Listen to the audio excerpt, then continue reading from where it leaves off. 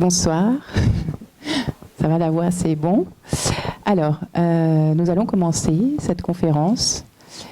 Et alors, pour commencer, je me présente, Alexandra Noël-Jourdel, je suis psychologue clinicienne et secrétaire générale du SCPL, c'est-à-dire le syndicat calédonien des psychologues en libéral. Alors, ce syndicat, il regroupe les nombreux psychologues en libéral qui sont en Nouvelle-Calédonie. L'objectif, c'est de promouvoir l'identité et l'évolution de la profession au sein du paysage calédonien, dans une pratique évidemment éthique et déontologique, et ce, dans une volonté de cohésion et de cohérence professionnelle. Alors ce soir, le SCPL est heureux d'accueillir le docteur Benjamin Goodfellow pour nous présenter les résultats de l'enquête OMS Start par autopsie psychologique qui a été menée sur les décès par suicide intervenus en 2014 et 2015. Ce type d'enquête permet de reconstruire rétrospectivement l'état d'esprit de la personne au moment de la mort et de passer en revue les principaux facteurs de risque du suicide. L'objectif de ce travail est de proposer une stratégie de prévention du suicide adaptée au pays. Une quarantaine de personnes décèdent chaque année par suicide en Nouvelle-Calédonie. Les particularités locales de cette mortalité étaient jusqu'à présent mal connues, ce qui rendait difficile de programmer une stratégie de prévention du suicide adaptée en Nouvelle-Calédonie. Les troubles psychiques représentent, comme ailleurs dans le monde, l'un des principaux déterminants de la mortalité suicidaire. Cependant, ils sont présents chez relativement moins de personnes que dans les études antérieures de par le monde, ce qui suggère une particularité locale et le poids d'autres facteurs comme les conflits conjugaux, les violences de genre, dans la causalité du suicide en Nouvelle-Calédonie. J'invite donc notre conférencier à nous décrire les comportements suicidaires en Nouvelle-Calédonie afin de discuter et réfléchir à une stratégie singulière de prévention de l'acte suicidaire. Il s'agit bien ici d'abord de la question du rapport du particularisme et ou de l'universalisme de ces comportements suicidaires. Et j'invite en premier lieu Grégoire Thibouville, psychologue clinicien, en tant que discutant, à apporter sa lecture analytique sur cette question santé publique centrale en Nouvelle-Calédonie. Merci. Merci Alexandra, bonsoir à toutes et à tous. Donc je vais être le discutant ce soir, mais on a décidé un petit peu ensemble de faire une présentation sur ce thème et rappeler sur le plan étymologique ce que veut dire le suicide. Donc se suicider signifie se tuer, se soit tué, se tuer soi-même et par extension tuer un autre en soi, voire être tué par un autre en soi. Donc en Nouvelle-Calédonie, il y a à peu près une quarantaine de décès par an. Donc le suicide, l'un des siens, plonge dans la douleur et la perplexité quant à ceux dont le métier est d'accueillir et d'accompagner famille et amis du disparu. En ces instants de confrontation brutale au non-sens, ils partagent avec les vivants un malaise profond. En Nouvelle-Calédonie, où les liens sont étroits, les résonances sont vécues et souvent dites comme plus fortes qu'ailleurs. D'autant plus quand ce sont nos enfants, nos intimes qui passent à l'acte. Plusieurs causalités. La psychiatrie classique lui a recherché une causalité pathogénétique interne dans les ratés du fonctionnement biochimique ou de la génétique, ça c'est plutôt l'approche d'Esquirol, et d'autres, comme Durkheim, lui attribuent des causes socio-génétiques, telles que des mutations socio-culturelles, plus ou moins brutales, ou des caractéristiques sociales externes à l'individu, qui le déterminerait, faisant de lui une marionnette sous l'emprise de seuls facteurs environnementaux. Donc en Nouvelle-Calédonie, le premier à témoigner de faits de suicide est l'ethnologue Maurice Lénart dans son ouvrage D'Occamo en 1947. Et qu'est-ce que c'est le geste suicidaire? Ça pourrait être l'expression d'une extrême souffrance et une alternative à la verbalisation. Valérie de Kernier dit du geste suicidaire est ce qui porte à dire. Donc les facteurs de risque psychosociaux les plus régulièrement mis en évidence jusqu'à présent. Pourquoi jusqu'à présent? Parce qu'on verra que ce soir, il y a d'autres facteurs qui vont être mis en lumière par le docteur Goodfellow. Nous avons la déficience de l'intégration sociale, comme le rôle protecteur du mariage, de la religion, de la coutume, voire de la société. La survenue d'événements stressants, voire traumatiques, dans les 3 mois précédant le suicide, séparation, deuil, difficultés financières, relationnelles, etc. Une histoire familiale de suicide et les violences dans l'enfance, d'ordre sexuel en particulier, que cela concerne le sujet lui-même ou l'un de ses proches. C'est important de rappeler aussi que l'adolescence est une période de la vie où le sujet est fragilisé, plus que d'autres à un moment, et qui peut être considéré comme certains comme un facteur suicidogène. Donc ça, c'est plutôt l'approche de Heim. Le geste suicidaire peut être imaginairement conçu comme ouvrant la voie à une espérance de renaissance. Donc selon Toussignan, le suicide dans les petites sociétés n'est pas l'expression d'un processus d'aliénation sociale, comme dans les sociétés hypermodernes, et la présence de maladies psychiatriques y est par ailleurs moins évidente. Et nous le verrons ce soir. Dans ces environnements, la conduite suicidaire est plus souvent caractérisée par un processus de réparation dont le but implicite est de restaurer une dignité personnelle ou familiale perdue plus tôt que la manifestation d'une volonté de vengeance.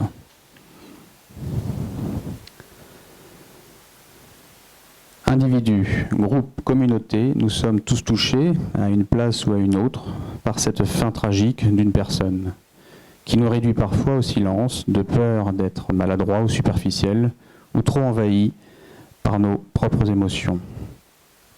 Donc nous avons à penser, ensemble, à plusieurs, pour apprendre à mettre des mots sur ce phénomène extrême et pour aider autrui à le faire. Tout l'enjeu à venir est de réussir à dégager ensemble des pistes pour progresser dans la compréhension de la souffrance qui conduit au geste suicidaire, gardant une part d'inconnu et d'inconnaissable qu'il faut apprendre à supporter. Et bien sûr de développer nos capacités individuelles et institutionnelles d'attention et de prévention en terre calédonienne. Donc de 2014 à 2015, comme il a été dit tout à l'heure, une enquête START OMS sur ce thème a été dirigée par le docteur Benjamin Goodfellow, psychiatre au CHS. Nous avons l'honneur ce soir de lui donner la parole, de l'écouter et de discuter ensemble des résultats de cette recherche entre particularités locales et universalité.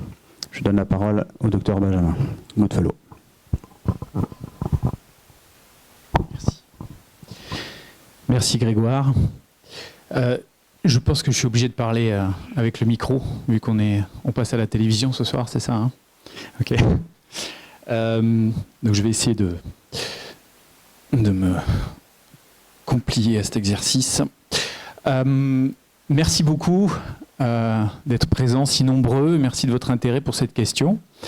Je vais vous faire une présentation, il y a une trentaine de diapos. Peut-être que ça serait utile que l'un d'entre vous me fasse un signe. On va se fixer une petite heure par exemple, donc vers 10 minutes avant la fin, faites-moi un petit signe, comme ça je sais où j'en suis. Trentaine de diapositives, voilà, une petite heure de présentation. Alors, pour rentrer dans le vif du sujet, donc ce soir, il s'agit de vous présenter le fruit d'un travail qui a duré 7 ans à peu près. Donc quand je suis arrivé en 2012, j'étais déjà venu auparavant, mais quand je suis arrivé ici en 2012, il y avait déjà une préoccupation locale autour de cette question du suicide qui m'intéressait moi-même sur un plan intellectuel. Et ça a résonné en fait avec le pays, puisqu'il y avait eu déjà des travaux menés de réflexion autour de la question de la prévention du suicide au niveau du gouvernement, au niveau des autorités coutumières. Il y a eu pas mal de choses de réflexion en cours en tout cas, et le moment était propice pour mettre en route cette enquête. C'était il y a 7 ans, donc c'est très long. C'est 2 ans de préparation de travail, c'est 2 ans de recueil de données sur le terrain, c'est 2 ans d'analyse derrière et le travail de publication, de mise au propre, on va dire, de toutes ces données, qui prend beaucoup de temps. Donc voilà, je suis honoré de vous présenter ça. C'est la première conférence grand public que je fais. Et j'espère que ça suscitera un vif intérêt, des réflexions. C'est un peu le but. C'est parti. Donc, pour vous donner un bref aperçu de ce dont on va parler, le plan. Donc, on va déjà parler de ce qu'on sait. C'est-à-dire que j'arrive pas en terre vierge, on va dire. Les choses sont... Il y a pas mal de choses qui sont sues déjà, notamment par le biais des certificats médicaux de décès. Enfin, on va y revenir. Ensuite, je vous parlerai des résultats, donc des premiers résultats. En fait, il y a 2 composants dans l'enquête, j'essaierai de pas trop rentrer dans les détails, mais on va parler des généralités, en tout cas autour des chiffres des décès par suicide, issus de l'enquête. Ensuite, je vous parlerai un petit peu de l'autopsie psychologique. Là, par contre, c'est peut-être un peu plus important que vous compreniez 2-3 petites choses sur cette méthode de recherche, qui est une méthode originale, et qui est en fait la méthode qui permet de dire quels sont les facteurs de risque par suicide, de décès par suicide. Et ensuite, je terminerai par des petites recommandations et on discutera de tout ça, bien entendu, juste après. Donc, la mortalité suicidaire en Nouvelle-Calédonie, ce qu'on sait avant cette enquête. Donc là, je vous présente des choses qu'on savait avant la mise en place de cette enquête. Mais avant de vous parler de ce qu'on sait, peut-être je vais vous contextualiser un peu les choses. On va beaucoup comparer ce soir. J'espère que vous êtes en forme parce qu'il va y avoir des graphiques, des chiffres, etc. Tout l'enjeu d'une enquête du type qu'on a menée, c'est de pouvoir comparer, en fait, d'où l'intitulé de cette conférence, qui est de mettre en évidence ce qui est particulier à la Nouvelle-Calédonie et ce qui est différent. Donc, pendant toute cette présentation, je vais axer un peu les choses sur cet aspect de comparaison. Il y a des choses qui seront plus aisées à comparer que d'autres, donc j'essaierai de ne pas trop rentrer dans les considérations épidémiologiques pour ne pas vous donner mal à la tête. Mais pour parler simplement, ici une carte donc, qui est disponible sur le site de l'Organisation mondiale de la santé, qui chiffre par pays en fait les taux de suicide. Alors on va parler beaucoup de taux ce soir, un taux. Donc vous avez les chiffres. On a parlé d'une 40aine de suicides en Nouvelle-Calédonie. Mais qu'est-ce que ça veut... Enfin, quantitativement, c'est difficile de raisonner là-dessus, puisqu'il faut toujours un aperçu de la population à laquelle ça se rapporte. Et donc, classiquement, on rapporte le suicide, les nombres de suicides, par 100 000 habitants, pour pouvoir comparer d'un pays à l'autre, etc. Après, on fait des taux standardisés, tout ça, mais je ne vais pas vous embêter avec cette histoire-là. Ça, ce sont des taux standardisés en l'occurrence. Donc, on compare d'un pays à l'autre. Vous voyez les pays en rouge foncé, des taux, ah oui c'est vrai que j'ai une pointeuse, c'est moderne, donc des taux qui sont au-delà de 15 pour 100 000 habitants, des taux entre 10 et 15, entre 5 et 10 et en dessous de 5. Donc vous voyez très globalement un petit peu où sont les pays où il y en a le plus, et je voudrais attirer votre attention ici sur ce chiffre-là, le 15 pour 100 000 habitants, qui est considéré par l'OMS comme la limite au-dessus de laquelle il faudrait considérer la prévention du suicide comme une priorité. Qu'en est-il en Nouvelle-Calédonie? Donc, premier graphique. Je vous l'explique brièvement. Ici, donc, on a des taux. Donc, les chiffres que vous voyez ici, 5, 10, 15, 20, sont des chiffres des nombres de suicides par 100 000 habitants, c'est-à-dire le nombre de suicides rapportés à la population calédonienne. Donc, vous me direz comment ça se fait que... Enfin, on va y venir, mais en gros, ça permet de prendre en compte l'augmentation de la population en Nouvelle-Calédonie. Vous savez qu'il y a un accroissement de la population. En bleu, vous avez le taux de suicide, on va y arriver, pour les hommes. En rouge, pour les femmes. Et en vert, pour l'ensemble de la population calédonienne, tous sexes confondus. Donc au début ici, bon, c'était le début de l'enregistrement officiel, hein, donc il a fallu un temps pour que le système se mette bien en marche, que l'enregistrement se fasse correctement. Et à partir d'ici, donc voilà, on a des résultats fiables. Et on s'aperçoit que quand on prend la courbe verte ici, on tourne autour des 15 pour 100 000. 15 pour 100 000 habitants, ça devrait vous rappeler la diapositive antérieure, où l'OMS considérait qu'on est quand même dans une zone prioritaire. Ici, vous voyez que les hommes ont des taux plus importants, c'est-à-dire que pour 100 000 hommes, on a 3 fois plus en fait, de suicides en moyenne que les femmes. Donc 3 hommes pour une femme. Donc, ce qui est important à retenir ici, c'est, vous voyez, cette constance. Si on compare un échantillon français, enfin, à la population des personnes qui décèdent par suicide en France, dans cette année-là, ici, on était à peu près à 16 pour 100 000 habitants, et depuis, le taux est en train de baisser, et se rapprocher de 12. Grâce à un programme de prévention intégré, national, français, adapté au territoire français, à la population française. Donc les taux baissent en France, alors qu'ici, ce qui est important de voir, c'est qu'ils restent constants.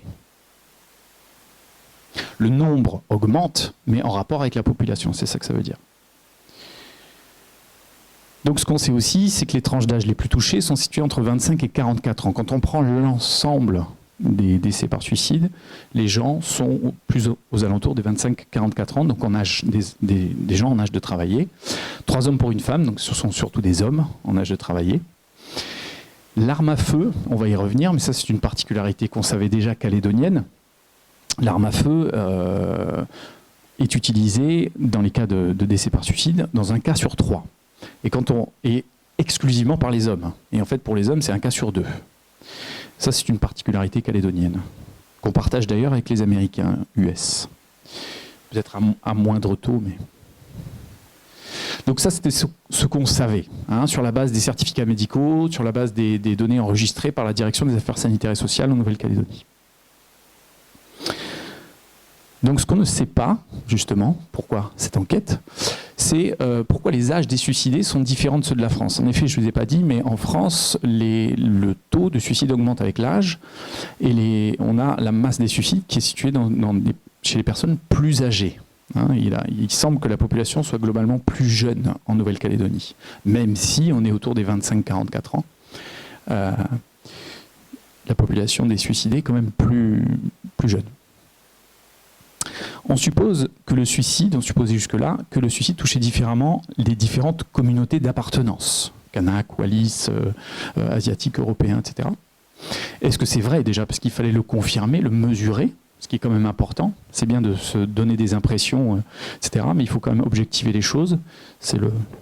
On compte les morts, c'est la base pour parler de choses vraies. Et si effectivement le suicide, la mortalité suicidaire touche différemment les différentes communautés, on aimerait bien quand même savoir pourquoi, qu'est-ce qui se joue. Quels sont les facteurs de risque du suicide, et en l'occurrence, quels sont les facteurs de risque du suicide en Nouvelle-Calédonie? Du coup, on va se comparer ailleurs. Est-ce que c'est pareil qu'ailleurs ou pas? Donc beaucoup d'hypothèses, je ne vais pas revenir dessus sur ce que disait mon ami Grégoire juste auparavant, mais pour expliquer un petit peu ce qui se passait en Nouvelle-Calédonie, on a fait beaucoup appel à une théorie sociologique qui s'appelle celle de l'anomie, qui est en fait une théorie de la dérégulation sociale, qui a été inventée par Durkheim à la fin du 19e siècle, mais qui est encore largement débattue et utilisée, encore discutée, et elle fait référence quand même en sociologie pour l'explication de la mortalité par suicide. Et on suppose quand même qu'il y a un effet par rapport à ça, puisque c'est ce qui se passe ailleurs dans les îles du Pacifique, où on voit une transition en fait sociale rapide. En Nouvelle-Calédonie, il n'y a pas eu d'études jusqu'à présent qui aient exploré spécifiquement la question du suicide. La question du suicide, par définition, c'est une question existentielle parce qu'elle touche à tout. On va voir plus en détail tout ça, mais elle a des répercussions et des conséquences et des causes qui sont de tous ordres, sentimentales, psychologiques, économiques, financiers, politiques, cosmologiques, religieux, etc., etc. Donc, il est très facile de s'éparpiller en fait quand on étudie cette question-là.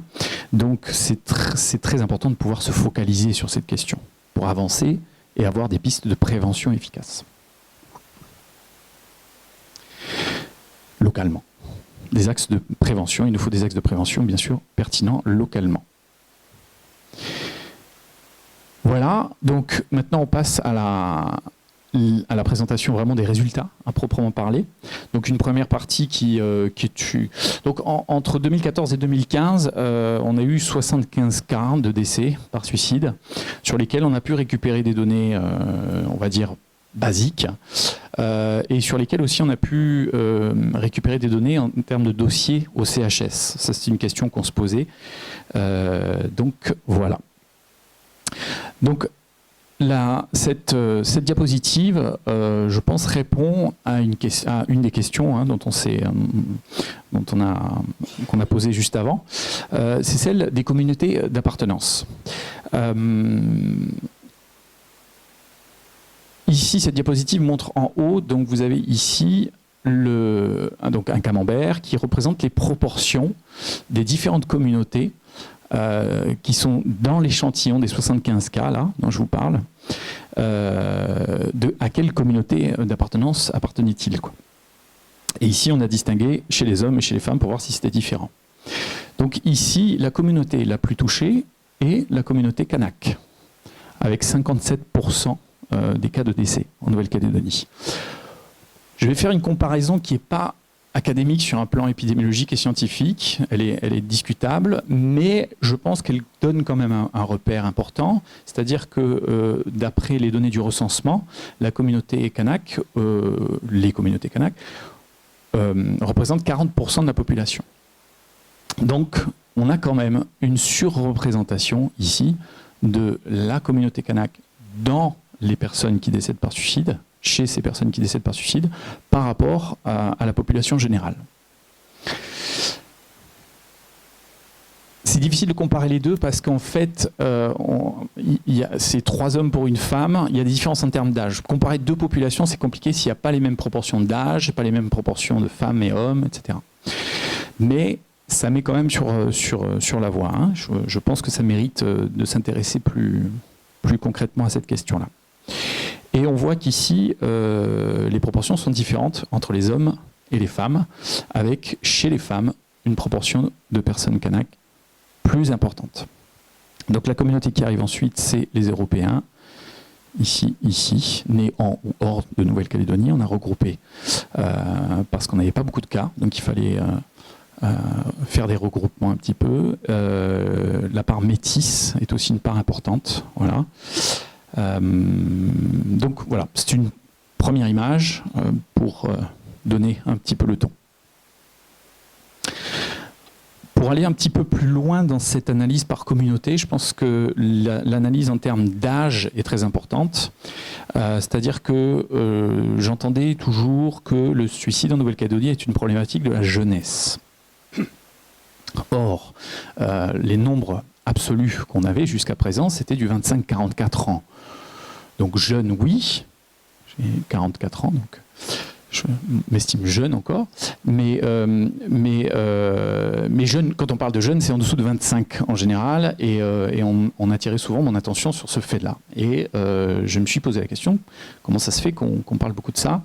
Alors, évidemment, le suicide chez les personnes plus jeunes marque, puisque en termes d'années perdues de vie, c'est énorme, et puis c'est aussi l'avenir aussi, hein.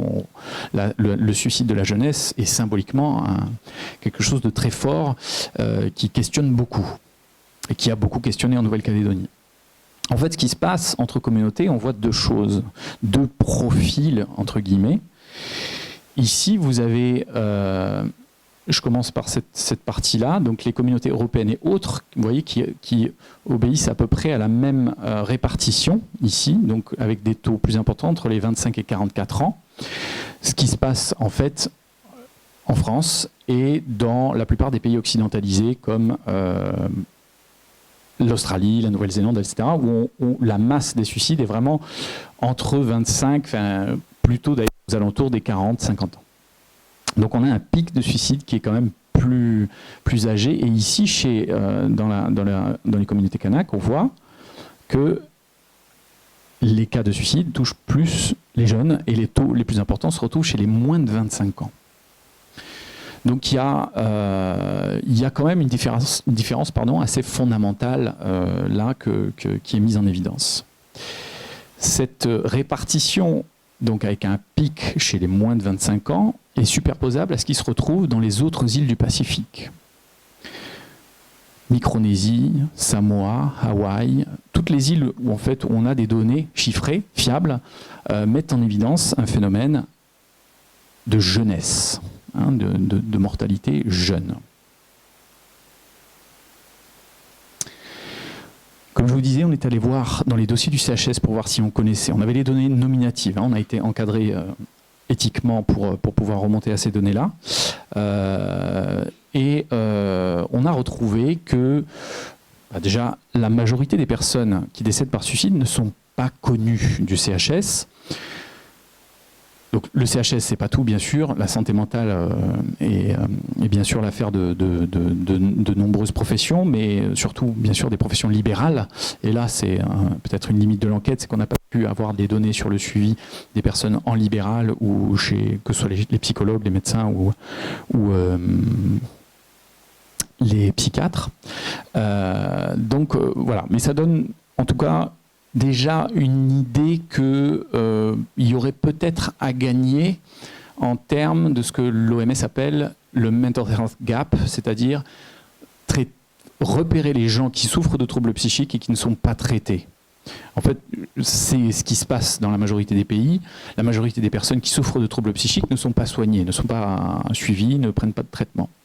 Donc cette diapositive suggère quand même qu'il y aurait quelque chose peut-être à faire sur le plan de l'accessibilité aux soins des personnes qui souffrent de troubles psychiques. On va y revenir parce que vous verrez, l'autopsie psychologique aborde cette question. Ici, une personne sur 3, donc là c'est le nombre de diagnostics, on s'en fiche un peu, mais en gros une personne sur 3 est connue par contre du CHS, je suis représentant du CHS ce soir, me pose question. C'est-à-dire que là, il y a quand même, on a du boulot. Je vais y revenir. Les diagnostics des personnes connues du CHS, donc on est allé voir dans leur dossier pour voir déjà s'ils étaient connus ou non, et ensuite on est allé voir de quels troubles ils souffraient, et on voit que la première des catégories, c'est les troubles psychotiques. Ce qui correspond très grossièrement un petit peu, on va dire, la répartition ici. Vous voyez, donc les troubles de l'humeur représentent 6,7%, les anxiétés, phobies, réactions dépressives, tout ça 8%, et les troubles de personnalité 5%. Donc ça correspond très grossièrement un petit peu à la patientèle qui est de toute façon accueillie au CHS, mais je dirais qu'ici, là, quand même, cette part de troubles psychotiques est importante. On va y revenir. L'autopsie psychologique est en fait la méthode principale d'enquête qui est utilisée pendant cette enquête. C'est quoi une autopsie psychologique ? Alexandra en a dit quelques petits mots en introduction.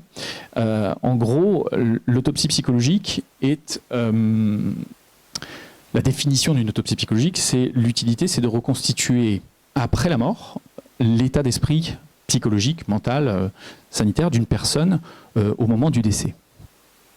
Historiquement, elle a été créée dans les années 60 comme aide à la détermination des causes de décès. C'est-à-dire qu'on cédait des autopsies psychologiques dans les cas un petit peu limites où on n'était pas très sûr de l'intentionnalité, notamment de la personne. Est-ce qu'il s'agissait d'un suicide ou est-ce qu'il s'agissait d'un accident, parfois d'un homicide. Il faut savoir que dans la détermination des causes de décès, qui est faite par une enquête médico-judiciaire, il y a un système médico-légal en Nouvelle-Calédonie, on élimine des causes de décès en premier. La grosse préoccupation, c'est d'éliminer l'homicide à cause des implications légales. Ensuite, on fait la distinction, on essaie de faire la distinction, en tout cas avec les éléments qu'on a, entre l'accident et le décès par suicide. Et l'autopsie psychologique venait alimenter un petit peu, venait aider à cette prise de décision. Comment classifier les causes de décès, c'est quand même très important. Puis, par la suite, c'est devenu assez rapidement en fait un outil de recherche, c'est-à-dire qu'on l'a utilisé chez les personnes qui décédaient par suicide pour essayer de comprendre quels étaient les facteurs de risque, comme je le disais tout à l'heure. Et toute la littérature qui existe aujourd'hui autour des facteurs de risque émane d'études par autopsie psychologique. C'est un outil de recherche majeur pour déterminer les causes du suicide au XXe siècle, deuxième moitié, et au XXIe siècle. C'est voilà, donc la méthode principale pour déterminer les facteurs de risque. D'ailleurs, oui, on fait ce qu'on appelle des méta-analyses, c'est-à-dire qu'on ne se contente pas d'une seule enquête, on regroupe plein d'enquêtes pour avoir du poids statistique. Donc ça suppose en fait deux choses principales, une documentation d'une part et un entretien avec les familles d'autre part. On récupère toutes les informations qui sont à notre disposition pour essayer de reconstituer l'état d'esprit de la personne au moment du décès. Donc ça peut être des dossiers de police. Donc moi en l'occurrence j'avais accès à des dossiers de police, à des dossiers médicaux CHS, parfois à des dossiers médicaux SAMU, et surtout en fait la partie principale du travail, c'est l'entretien avec les proches. Et un entretien d'autopsie psychologique, il faut savoir que ça dure entre 2 et 4 heures, donc c'est quand même quelque chose d'assez long. Et on avait une enquêtrice, je ne sais pas si elle est présente ce soir, Anne-Cécile Séléphène, bienvenue. Qui a fait la grande majorité de tous ces entretiens. Et je pense que c'est utile de dire que c'est pas la première, mais c'est une des premières enquêtes où on a eu une participation très forte de populations dites autochtones ou indigenous en anglais. Et du coup, cette recherche a suscité un grand intérêt au niveau international. On a pu la publier dans une revue à gros impact. Donc, voilà. Donc, les autopsies psychologiques, les premières générations d'autopsies psychologiques, d'enquêtes par autopsie psychologique, se focalisaient sur la question de la pathologie mentale, des troubles psychiques. On recherchait surtout la présence de troubles psychiques parce que jusqu'à encore pour beaucoup de professionnels aujourd'hui, l'élément déterminant du suicide, c'est quand même la pathologie mentale. Or, il se trouve que les générations successives s'intéressent de plus en plus aux déterminants socio-culturels qui, on voit, ont un poids énorme pour expliquer les différences, surtout entre pays, dans la mortalité par suicide. Donc ça, en ce qui me concerne en tant que psychiatre, ce serait peut-être la diapositive la plus importante. Je vais me permettre d'insister un petit peu dessus parce que c'est aussi mon sujet de spécialisation, on va dire, puisque je suis psychiatre. Donc c'était pour nous, en tout cas professionnels de la santé mentale, un des éléments essentiels qu'on attendait de cette enquête. C'est-à-dire, parmi toutes les personnes qui décèdent par suicide, lesquelles souffrent de troubles psychiques, combien en proportion, et quels troubles psychiques, qu'ils soient connus ou pas connus. Parce que je vous ai montré tout à l'heure une diapositive où on peut dire que la majorité des personnes n'étaient pas connues, ce qu'on appelle le mental health gap pour l'OMS, l'intervalle thérapeutique. Donc ce qui nous intéresse, nous, en tant que professionnels de la santé mentale, c'est de savoir quels sont les troubles psychiques qui sont présents, quels sont les facteurs de risque, est-ce qu'ils sont comparables ici en Nouvelle-Calédonie à ce qui se passe ailleurs. Eh bien, je vais déjà commencer par... Ils sont comparables, mais avec quelques petites nuances quand même. Et je vais commencer par vous parler de cette première colonne. Ici, vous voyez donc en proportion. Ici, vous avez des proportions donc, qui représentent des proportions sur l'ensemble des personnes décédées par suicide.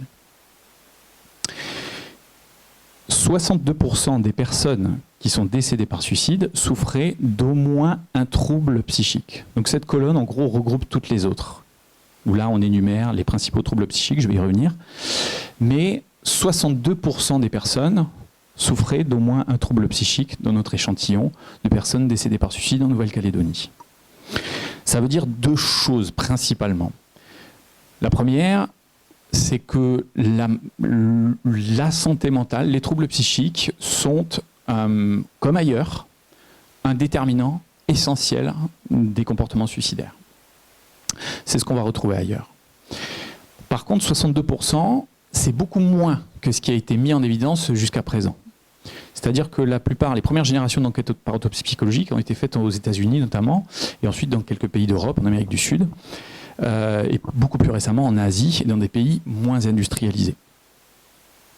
Et jusqu'à présent, ce qui ressortait surtout, en tout cas dans les pays occidentalisés, c'est le poids énorme des troubles psychiques. Donc on était plutôt aux alentours des 80-90%. Et pour comparer directement à une enquête qui s'est déroulée exactement au même moment en France avec nos collègues de la Sarthe, eux, ils ont trouvé 97% de personnes dans leur échantillon qui souffraient de troubles psychiques. C'est sûr qu'avec des chiffres comme ça, on peut se dire peut-être que le suicide est un symptôme psychiatrique, peut-être que c'est un trouble. Il faut savoir que les Américains créent une catégorie diagnostique qui s'appelle le trouble suicide, qui sera considéré comme une maladie. Les personnes avec qui je travaille, les spécialistes avec qui je travaille, et je pense qu'une part croissante, en tout cas de la communauté de recherche internationale, est en désaccord avec ce point de vue, c'est-à-dire que la part socioculturelle est très importante. Et moi, mon argument principal, c'est celui-là. Ce 62%, c'est le même chiffre qu'on a obtenu en Chine sur une enquête nationalement représentative. C'est exactement le même. Les auteurs là-bas disaient que le poids des facteurs socioculturels était majeur. On va y revenir pour la Nouvelle-Calédonie. Donc, c'est beaucoup, c'est-à-dire que c'est un poids, mais moins qu'ailleurs. La santé mentale est un moindre poids qu'ailleurs. On va détailler maintenant par trouble. Quand on rassemble, ici vous voyez donc la plus grande colonne ici, c'est les troubles en lien avec l'utilisation d'alcool. La deuxième ensuite, les troubles en lien avec l'utilisation de substances autres, notamment le cannabis. Et ici, l'épisode dépressif majeur actuel. EDM, c'est épisode dépressif majeur, donc c'est la dépression. Quand on regroupe l'épisode passé et l'épisode actuel, la problématique dépressive dépasse les deux autres, dépasse l'alcool et dépasse les troubles en lien avec l'utilisation de substances. Ça correspond à ce qu'on retrouve ailleurs. En premier, dans la majorité des enquêtes par autopsie psychologique, c'est la dépression qui arrive en premier. Ensuite, c'est les problèmes en lien avec l'alcool. Et ensuite, les problématiques en lien avec d'autres substances. Donc là, on est assez superposable. La schizophrénie ou les troubles psychotiques arrivent pas loin derrière. Ça aussi, c'est superposable à ce qui se passe ailleurs. Une des limites de notre enquête, c'est qu'on n'a pas pu faire de groupe témoin. Donc, je vous ai dit que l'utilité du comparatif, du quantitatif, c'était de pouvoir comparer.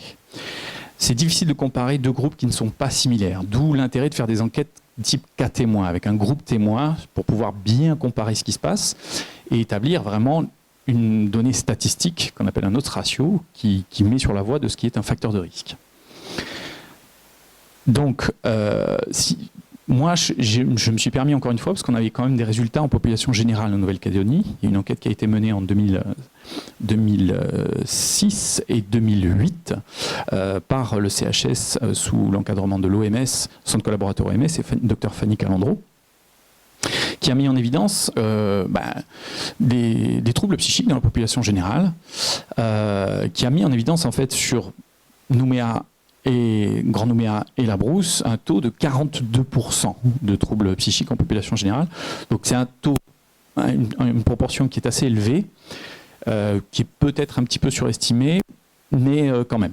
Moi je m'en sers en tout cas, surtout ici, pour comparer un peu ce qui se passe avec mon échantillon de personnes décédées par suicide. Au moins un trouble en population générale, c'est 42%. Ici, 62%.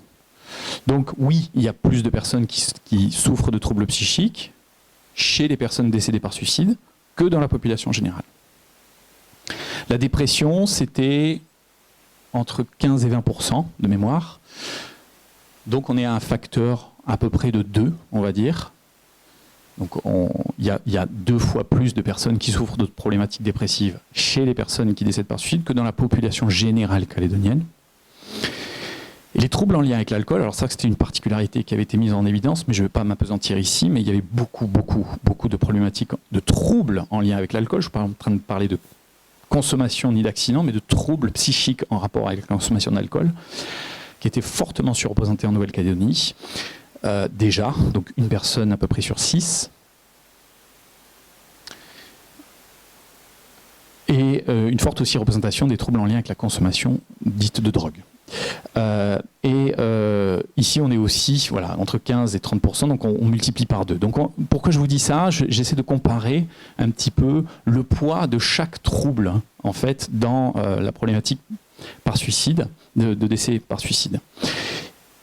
Ici, par contre, les symptômes psychotiques ont aussi été mesurés en population générale, et on est plutôt aux alentours des 4%. Ça regroupe beaucoup de diagnostics, c'est beaucoup plus large que la schizophrénie pour les plus avertis d'entre vous. Donc c'est une surévaluation des données classiques qu'on a, et on n'a pas de raison de penser qu'il y en ait plus ici qu'ailleurs de troubles psychotiques. On voit ici par contre donc qu'il y a un facteur 4 à 5. Donc il y a beaucoup plus de personnes qui souffrent de schizophrénie dans l'échantillon que ce qu'il y a en proportion dans la population générale. Qu'est-ce que ça veut dire? Ça veut dire que la schizophrénie est un facteur majeur. Quand on en a une, on a un fort risque de décéder par suicide. Je m'arrête un petit peu ici parce qu'on pourrait croire que les troubles psychotiques sont l'affaire du CHS.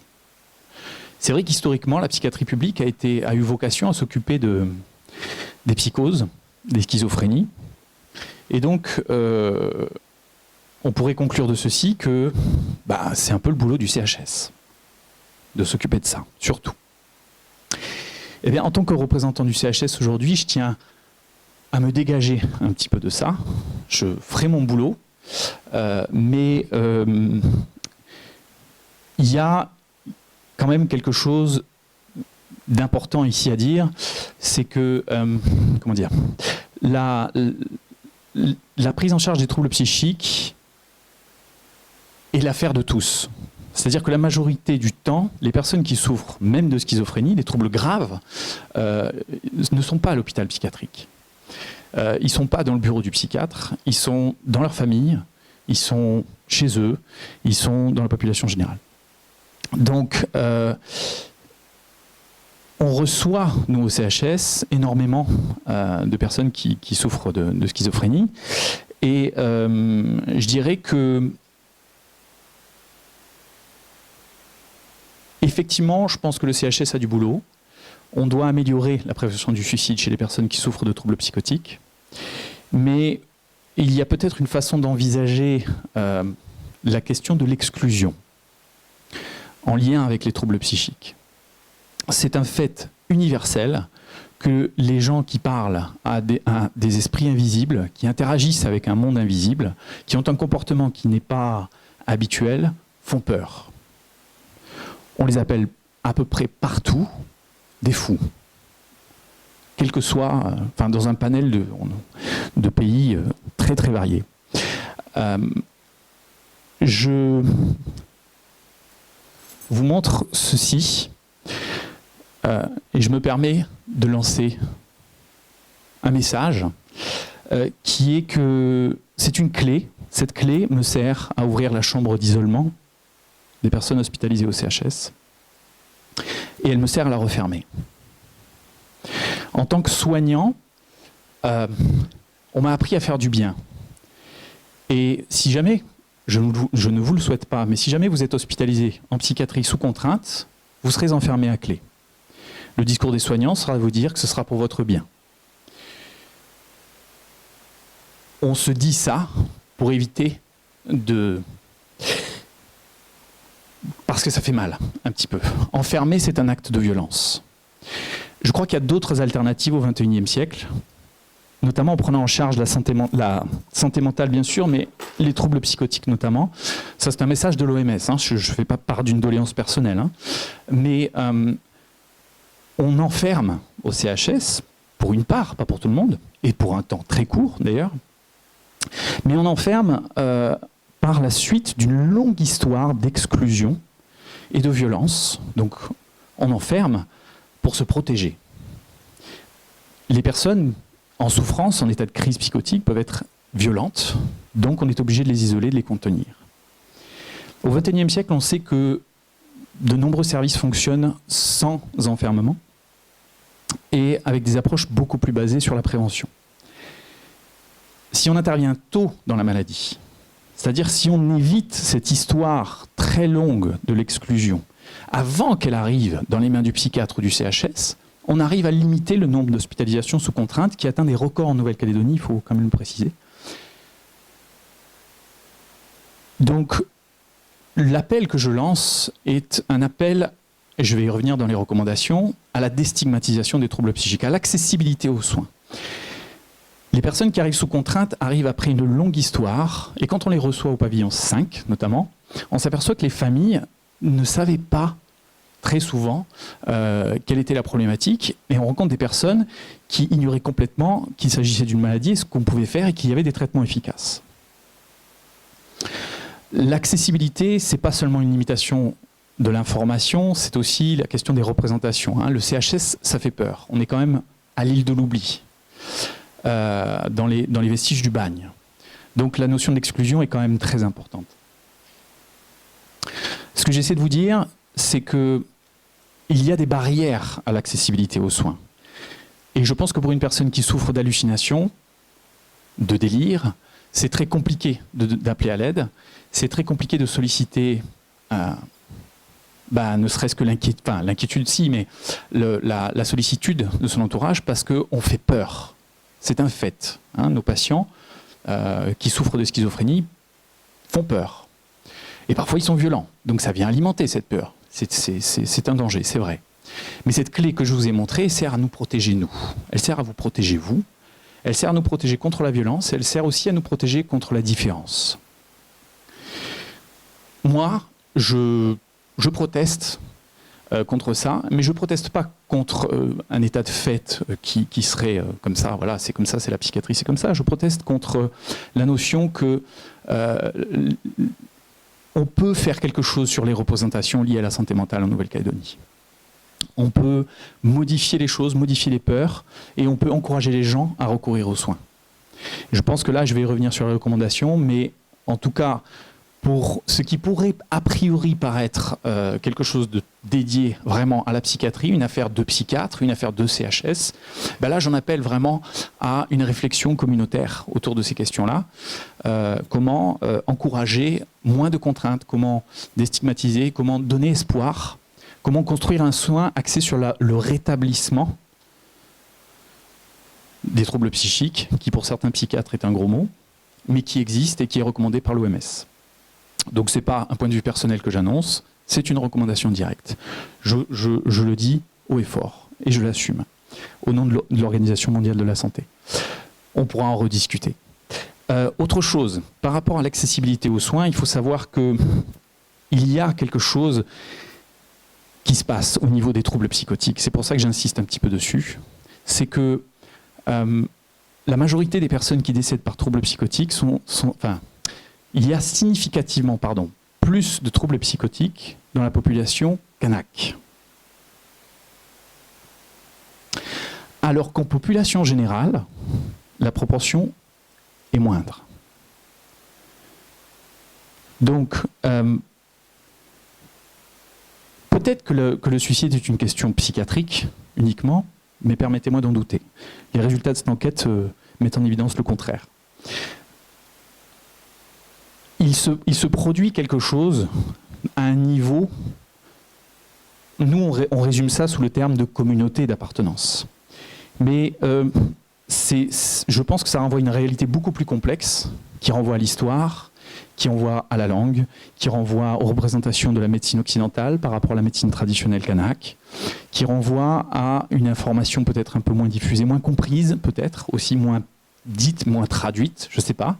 Il y a une réflexion à mener là-dessus.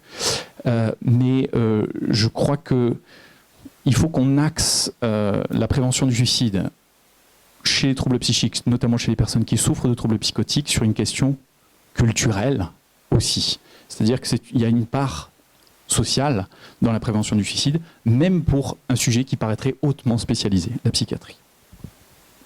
Beaucoup de personnes qui souffrent de troubles psychotiques kanak arrivent sous contrainte à l'hôpital psychiatrique. Le service d'hospitalisation sous contrainte est à 3/4 occupé par des personnes d'origine kanak. Dans le pavillon libre, ouvert, les proportions sont inverses. Donc, quand on sait qu'en population générale, il n'y a pas plus de troubles psychotiques kanak et pas plus de personnes qui ont des troubles psychotiques chez les kanak, ça suppose qu'il y a un accès aux soins différentiels, qu'il est nécessaire d'étudier plus avant. Et cette enquête met en évidence quand même des choses très, très importantes en termes d'espoir véhiculé.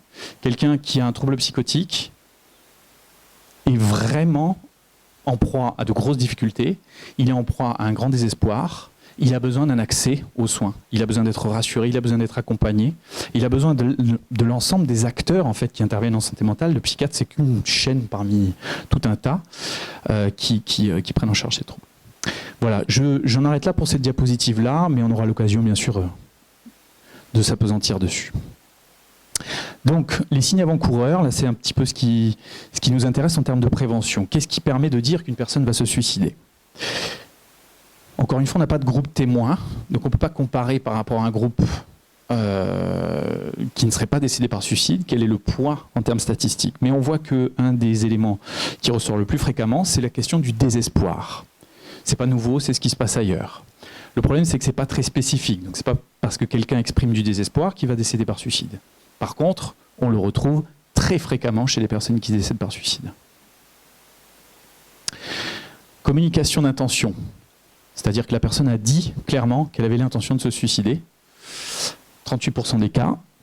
La famille était consciente dans 1 cas sur 4 que la personne allait se suicider. Il faut qu'on explique à ces familles qu'est-ce qu'on fait quand une personne exprime des idées suicidaires, quels sont les moyens d'aide, dédramatiser, désacraliser, déstigmatiser. Je vais y revenir. Comportement, donc oui, le comportement indicatif d'un état suicidaire. Je passe peut-être un petit peu plus vite ici, mais voilà, les proches décédés, on voit que la proportion de personnes qui ont été exposées à un suicide dans l'entourage est importante aussi, hein, 1 personne sur 3. Donc ça, ce sont des facteurs qui sont connus. Tentative de suicide l'année avant la mort, 1 cas sur 4. Donc ça, c'est des facteurs de risque qu'on retrouve partout.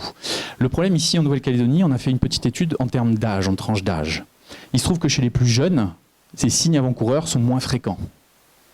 En population kanak, ils sont aussi moins fréquents.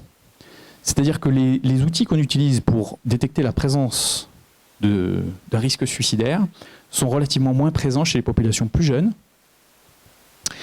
et chez les populations kanak. Donc, on a besoin de comprendre un petit peu plus ce qui se passe à ce niveau-là. Je pense qu'il faut plus de recherche et utiliser des outils de prévention qui sont différents, qui vont moins être ciblés. J'y reviendrai. La santé d'une façon générale. Alors, le poids de la santé par rapport à la population de personnes décédées par suicide en Nouvelle-Calédonie, qui est plus jeune, par rapport à d'autres pays où les populations sont plus âgées, le poids de la santé est un peu moindre, c'est-à-dire notamment les parts de la douleur, des maladies chroniques, etc. Mais on voit quand même qu'il y a beaucoup de personnes qui ont vu un professionnel de la santé dans les 3 mois qui précèdent le décès par suicide. En premier lieu, les médecins généralistes, et ensuite, équivalent, psychiatres et autres, c'est surtout les infirmiers. Psychologue dans 4,2%. Donc ici, qu'est-ce que ça veut dire ? Ça veut dire que là, pendant cette dernière consultation, si on forme les professionnels de la santé à la détection du risque suicidaire et sa prise en charge, on aura un impact. Ici, une diapositive importante, et je pense qu'il ne va pas arriver loin de la conclusion. Les événements de vie. Quels sont, dans l'année qui précède, les éléments qui ont précédé, qui ont déterminé le suicide. Donc on a utilisé une grille qui est utilisée par ailleurs, qui est la grille Peikel, et on a mis en évidence, vous voyez, il y a une espèce de... Bon, il y a ici, vous voyez, des difficultés financières qui reviennent, mais ici, il y a quand même des colonnes qui se détachent très très largement. Dispute sévère avec un partenaire amoureux, dispute sévère avec le concubin ou l'époux ou l'épouse, si on rassemble ces deux-là, donc concubin, voilà, en gros, un partenaire amoureux avec qui on vit ou pas, marié ou pas, hein, mais les disputes, les conflits sévères avec partenaires amoureux sont, si on les rassemble, à 60%. 60% des personnes qui décèdent par suicide en Nouvelle-Calédonie ont eu une dispute sévère avec le partenaire amoureux, la partenaire amoureuse, l'année qui précède le décès par suicide. Donc 60%, rappelez-vous, des 62% des troubles psychiques. Donc quand je vous dis qu'il y a d'autres facteurs que la santé mentale qui jouent dans la mortalité par suicide, on en a identifié un ici, là. Ici, la séparation, vraiment, qui est quand même très en lien avec tout ça, arrive pas loin derrière. Donc le poids, là, il est très important quand je parle de comparaison, hein, entre les 60% de troubles psychiques et les disputes avec partenaires amoureux. On arrive à équivalence. Donc, quand on sait que 44% des personnes étaient impliquées dans des violences domestiques, c'est pas conjugal en fait, hein, c'est des violences domestiques, il y a quand même un gros élément là, un axe de prévention essentiel sur lequel je reviendrai, mais un élément de réflexion essentiel qui dépasse mon métier. Il faut le dire, hein, les conflits avec partenaires amoureux, c'est pas des troubles psychiques. Ça peut être en lien, mais c'est pas le cas. C'est pas toujours le cas, pardon. Par rapport, oui, pardon, c'est un petit peu dans le désordre. Ouais. Moins de comportement agressif chez les jeunes et chez les Kanaks, surtout chez les hommes. C'est quelque chose, une piste qu'on a essayé de comprendre par rapport à l'impulsivité. On avait retrouvé, je vous rappelle, moins de signes prédicteurs du suicide chez les populations jeunes et les populations Kanaks. Donc on s'est dit, qu'est-ce que ça veut dire? Ils sont plus imprévisibles, donc ils sont plus impulsifs. Plus impulsifs, donc plus agressifs. Donc classiquement, dans les enquêtes, on intègre toujours une échelle sur l'agressivité. Et en fait, c'est pas non plus une piste, parce qu'ils sont quand même, ces personnes-là, les jeunes sont moins agressifs, et surtout chez les hommes, et surtout chez les Kanaks, moins agressifs encore. Donc il y a un gros point d'interrogation là qui se pose. C'est-à-dire, qu'est-ce qu'on utilise pour prévenir le suicide, qu'est-ce qu'on utilise pour détecter le suicide, et qu'est-ce que c'est que cette imprévisibilité? Chez les populations jeunes, je ne sais pas si je l'ai mis sur une diapositive, non, je l'ai résumé, on a eu une épidémie, hein, c'est un phénomène qu'on retrouve, j'ai combien de temps là? 15 minutes encore? Ok, je ralentis un peu. On a mis en évidence ce qu'on appelle une épidémie de suicide, comme je disais. C'est un phénomène, en fait, l'épidémie de suicide, ou le cluster en anglais, c'est un phénomène qu'on retrouve dans beaucoup d'endroits dans le monde, mais notamment dans le Pacifique et dans les îles, d'une façon générale, dans le Pacifique insulaire. Les mécanismes principaux pour l'expliquer sont des mécanismes de contagion, c'est-à-dire qu'il y a des phénomènes d'imitation qui sont déterminants de beaucoup d'autres facteurs, mais on va dire que l'élément essentiel à retenir, c'est quand même la proximité d'un autre cas, qu'on appelle le cas index. En Nouvelle-Calédonie, on a repéré parmi des jeunes femmes entre 16 et 25 ans, toutes d'origine kanak, elles n'avaient pas plus de troubles psychiques. Donc tout ça, c'était en 2014. Il y a eu vraiment un pic. D'ailleurs, on le voit sur la diapositive, j'y reviendrai. Mais sur 2014, vous avez vu que les deux courbes hommes-femmes, je sais pas, le premier graphique, je sais pas si c'est peut-être un peu lointain, mais les deux courbes hommes-femmes se rejoignaient sur cette année-là, ce qui est quand même étonnant. C'est la seule année où on décide de faire une enquête sur le suicide et les proportions s'inversent, donc c'est un phénomène étrange, mais pour autant ça a existé. Et c'est en lien avec cette épidémie de cas de suicide. On a cherché un petit peu dans les dossiers pour essayer de voir les connexions entre elles et les facteurs de risque particuliers. Dans ce groupe-là, on n'en a pas trouvé.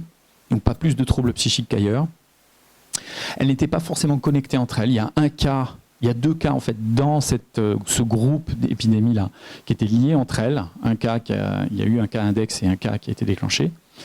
Elles n'avaient pas de lien de parenté ni de lien géographique, c'est-à-dire que c'était réparti sur l'ensemble du territoire.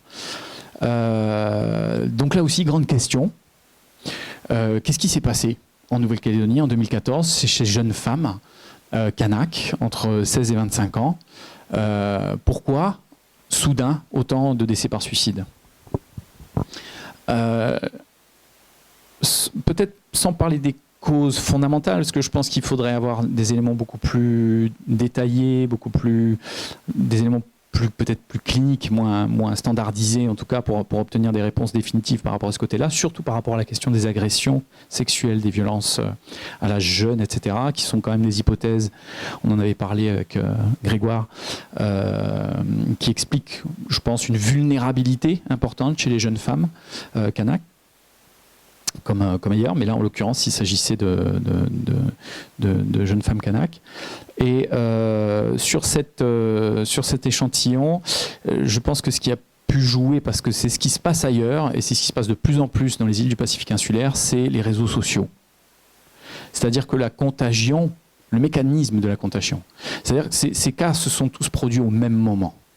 Il y a quand même un lien à faire entre ces cas, forcément. C'est vraiment statistiquement là un accident qui est très inhabituel. Donc il y a un lien entre tous ces cas. Et mon hypothèse principale, parce que c'est un phénomène qui se produit ailleurs, c'est le phénomène des réseaux sociaux. C'est-à-dire que la contagion se produit par des représentations qui sont véhiculées par des logiciels comme Facebook ou Twitter ou d'autres logiciels comme ça, par les smartphones, etc. Qui explique cet effet de contagion. Bien entendu, tout le monde qui a été exposé à un suicide de cette façon-là ne se suicide pas. Donc ça suppose quand même des facteurs de vulnérabilité importants.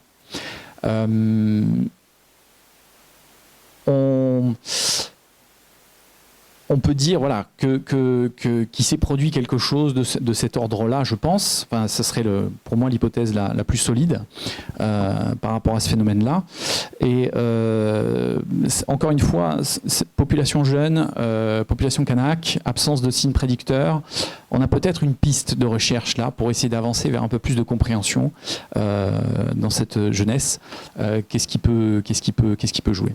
Il y a des phénomènes de contagion qui ont été expliqués par un auteur qui s'appelle Rubinstein, en Micronésie notamment, qui met en évidence une intrication très très complexe entre transition post-guerre, une transition industrielle, des modes de vie qui changent, la famille qui devient, la famille élargie qui se rétrécit, qui devient de plus en plus nucléaire, des déménagements vers la ville principale, une jeunesse en proie à une perte de repères, c'est-à-dire qu'en cas de conflit avec un parent direct, on peut aller voir le tonton, la tantine, le grand-père, etc. Je vous fais ça très très brièvement pour s'apesantir un petit peu plus dessus, mais des moyens de recours face à la crise moins présents du fait d'une transformation en fait du maillage familial et social qui pourrait expliquer une certaine vulnérabilité et l'identification du jeune à un père qu'il s'identifie comme père en tout cas via Facebook par exemple, mais en l'occurrence certaines épidémies en Micronésie ont été déclenchées par des cas index qui étaient passés dans les médias, des personnes connues qui étaient décédées par suicide. Il y a eu des vagues comme ça qui sont arrivées. Donc l'effet Werther, qu'on appelle, c'est parce que ça porte un nom, est très probablement en grande partie explicatif dans ces phénomènes-là. En tout cas, doivent faire réfléchir sur des axes de prévention par rapport à la mortalité par suicide. Donc pour résumer le tout, quarantaine de suicides par an en Nouvelle-Calédonie, ça tue plus que la dingue, hein. Il y a 8 cas de décès par an par dingue, pour resituer un petit peu les choses. 25-44 ans, l'arme à feu. Une arme à feu, c'est sous clé, ça sauve des vies, c'est prouvé. On va y revenir. Kanak, jeune. Un tiers sont connus du CHS, la plupart d'entre eux souffrent de schizophrénie. Et la plupart des cas de décès par suicide sont des personnes kanak, statistiquement significatif, la différence, encore une fois, mais on peut revenir. En premier lieu, les troubles psychiques, la dépression. La dépression était plus liée, je ne l'ai pas dit, mais aux générations plus âgées. On a divisé le groupe en deux, parce qu'on ne pouvait pas faire des analyses plus fines sur un petit échantillon comme ça, mais c'est les 30 ans et plus surtout. L'alcool, les autres substances, ça c'est pour tout le monde. Les troubles psychotiques, chez les Kanaks, là il y a une association significative qui est ressortie. Après les troubles psychiques, les conflits et violences de genre, voilà. S'il y a une diapo à retenir, peut-être celle-là. Voilà, mettez-la vous là. C'est vraiment les résultats essentiels de l'enquête.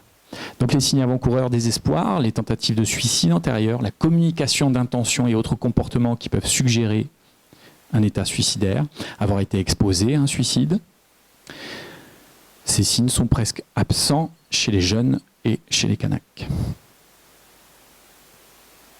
La santé, consultation 1 fois sur 3, là c'est un axe de prévention ici, on va y revenir. Les séparations. Et maintenant les recommandations qu'on va pouvoir discuter avec vous. Celle que j'ai faite au gouvernement dans le rapport officiel, qui est, j'espère, bientôt en ligne. Perfectionner le système d'enregistrement des comportements suicidaires et utiliser un observatoire des comportements suicidaires pour éviter de raconter trop de bêtises, et c'est difficile, même pour les scientifiques. Il faut s'appuyer sur des bases quantitatives, à mon avis, pour parler, et surtout évaluer aussi l'impact de ce qu'on recommande comme action de prévention sur le suicide. L'aspect quantitatif, on a parfois des petites boutades avec Grégoire à ce sujet, mais c'est quand même un élément qui devrait faire référence. Même pour la clinique, il y a quand même une base qui permet de revenir à des faits réels, compter ses morts. C'est comme ça que les espèces humaines ont survécu et ont développé et se sont adaptées à nombre de situations dramatiques. Restreindre l'accès aux moyens en suicide, en particulier aux armes à feu, ça c'est, depuis que je suis ici, je le dis, 1 cas sur 2 chez les hommes, les armes à feu c'est sous-clé, ça sauve des vies, c'est prouvé, il faut le dire, il faut le redire, peut-être réglementer aussi l'accès aux armes à feu, je ne sais pas, mais en tout cas, il y a la restriction d'accès aux armes à feu a sauvé des vies aux États-Unis, alors qu'il y a 2/3 de personnes qui décèdent par suicide aux États-Unis, quand même par arme à feu, donc c'est sans commune mesure ici, mais c'est eux qui ont mis en évidence qu'on pouvait sauver des vies en restreignant l'accès. Mettre en place un programme de prévention et de promotion de la santé mentale, luttant contre la stigmatisation des personnes souffrant de troubles psychiques, c'est-à-dire agir sur les représentations sociales. On a une enquête brillante, des résultats qui sont très exploitables sur ces questions-là, qui ont été menées par le docteur Fanny Calandro en 2006 et 2008. Le rapport est en ligne, accès libre. On a, à l'échelle individuelle, des données sur les représentations, c'est-à-dire qu'est-ce qu'un fou, qu'est-ce qu'un malade mental, qu'est-ce qu'un dépressif. On a toutes ces données pour la Nouvelle-Calédonie, on a de quoi monter une campagne, on a les informations. Ça coûte cher, ok, l'impact est peut-être discutable, mais je pense que c'est quand même un axe très important, et c'est recommandé par l'OMS, lutter contre la stigmatisation des personnes souffrant des troubles psychiques, mais aussi des soignants, des équipes de soins, désacraliser les choses, c'est un élément essentiel, c'est une barrière aux soins universelle. Ça se passe partout dans le monde, il n'y a aucune raison que ça se passe différemment, et on l'a prouvé en Nouvelle-Calédonie, ça existe, c'est une barrière essentielle, il faut modifier ces représentations, il faut être iconoclaste. Structurer la réponse de l'offre de soins en matière de prévention de la récidive en cas de gestes suicidaires, notamment une meilleure articulation du service public et du secteur privé. On a beaucoup de psychologues libéraux en Nouvelle-Calédonie. Il y a peut-être une coordination qui pourrait être appuyée à ce niveau-là entre le service public et le secteur privé. La prévention de la récidive, c'est important parce que l'un des plus gros éléments prédicteur du suicide, c'est d'avoir déjà fait une tentative de suicide ou déjà eu un comportement suicidaire, sans intention même, suicidaire, mais un acte auto-agressif. Ça, c'est vraiment, partout dans le monde, c'est dit, et c'est le cas en Nouvelle-Calédonie, un élément prédicteur essentiel. La prévention de la récidive. Quand quelqu'un fait un geste suicidaire, il faut tout mettre en œuvre pour éviter que ça recommence. C'est une priorité. Favoriser et développer des programmes de prévention de la violence conjugale. Alors là, c'est vraiment un des points forts de cette enquête. La violence aussi intrafamiliale. Y intégrer la prévention du suicide. C'est-à-dire que j'ai participé au Grenelle des violences faites aux femmes récemment, et j'entendais une suggestion qui était d'envoyer toutes les personnes impliquées dans les violences domestiques chez le psy. Pourquoi pas? Ça ne peut pas faire de mal.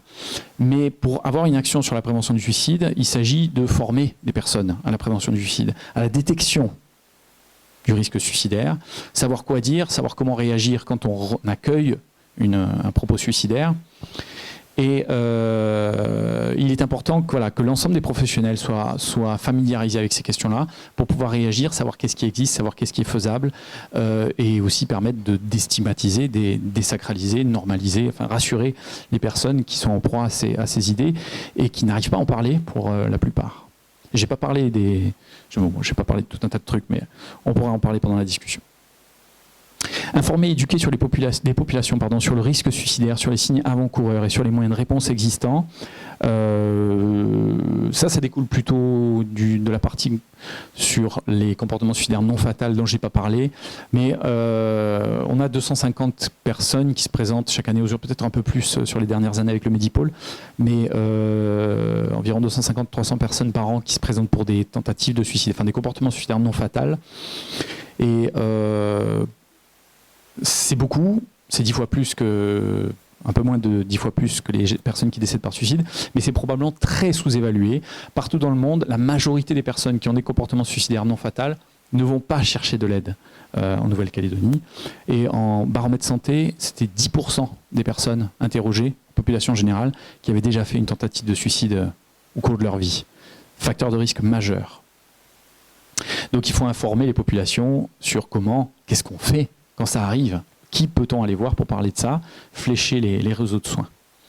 Impliquer les professionnels et institutions de soins primaires. Comme j'avais dit, 1 personne sur 3, même plus, avait vu un professionnel de la santé. Et il est important d'intégrer, de former à la prévention du suicide tous ces professionnels, les médecins généralistes, les infirmiers libéraux, enfin tous les professionnels impliqués en soins primaires. Ça a un impact majeur en termes de prévention du suicide partout dans le monde. Mettre en place un programme de prévention basé sur les sentinelles. En 2 mots, la sentinelle, c'est une personne non spécialisée, non professionnelle, qui fait partie de la communauté. Donc ça peut être une école, une université, une tribu, un groupement religieux, un club de sport, etc. En Australie, une expérience très intéressante qui s'appelle Mates in Construction, qui est la prévention du suicide spécialisée chez les ouvriers du bâtiment. Et c'est énorme, c'est en train de prendre une ampleur énorme aux États-Unis. C'est l'exemple type d'un processus sentinelle qui a déjà donné des résultats alors que ça a été mis en place il y a quelques années, qui fonctionne très bien. Donc à encourager, à mettre en place ici en Nouvelle-Calédonie. Développer la recherche locale autour du risque suicidaire lié au milieu professionnel. Je n'ai pas insisté dessus, mais sur le graphique des événements de vie, il y avait des ruptures professionnelles, des difficultés, des stress liés au travail qui constituait quand même une part importante dans les événements de vie précédant le décès par suicide. Développer des actions, développer des actions de prévention primaire auprès des jeunes et des Kanaks en utilisant des outils culturellement appropriés, en particulier les réseaux sociaux. Ça découle du fait qu'on n'arrive pas... Je dis prévention primaire, c'est quoi la prévention primaire? C'est une prévention qui n'est pas spécialisée, qui s'adresse à un public très large. Et je pense qu'on peut s'adresser aux populations chez qui on n'a pas de signes avant-coureurs d'une façon primaire, ce qu'on dit, c'est-à-dire plus généraliste. Quand je parle des réseaux sociaux, c'est en lien aussi avec cette épidémie dont je vous ai parlé, l'hypothèse principale de l'action des réseaux sociaux. Il y a un projet de recherche en Australie, je suis désolé, je parle beaucoup des Australiens, mais je bosse avec eux pas mal, qui s'appelle eBobby. Ils ont publié quelques articles intéressants. Ils utilisent une interface avec des graphismes aborigènes qui aiguille très facilement les personnes, qui leur permet d'évaluer un petit peu leurs difficultés aussi. Il y a une part là-dessus et une part sur l'orientation vers différentes structures d'aide en fonction des problèmes détectés. Donc voilà, il y a toute une recherche qui se développe autour de ça que je trouve très intéressante. Développer la postvention, c'est-à-dire que oui, beaucoup de personnes décédées par suicide ont eu une personne décédée par suicide dans leur entourage. Donc il faut que ça rentre en compte. Et c'est aussi l'axe d'action essentiel pour éviter ce qu'on appelle les épidémies, les clusters, comme j'en ai parlé tout à l'heure.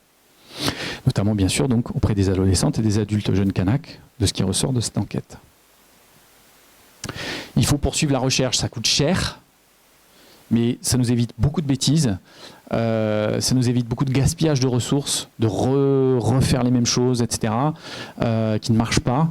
La recherche, c'est très important, il faut la continuer. J'encourage les jeunes chercheurs à poursuivre cette action. Oleti Acharwach. Merci beaucoup pour votre attention.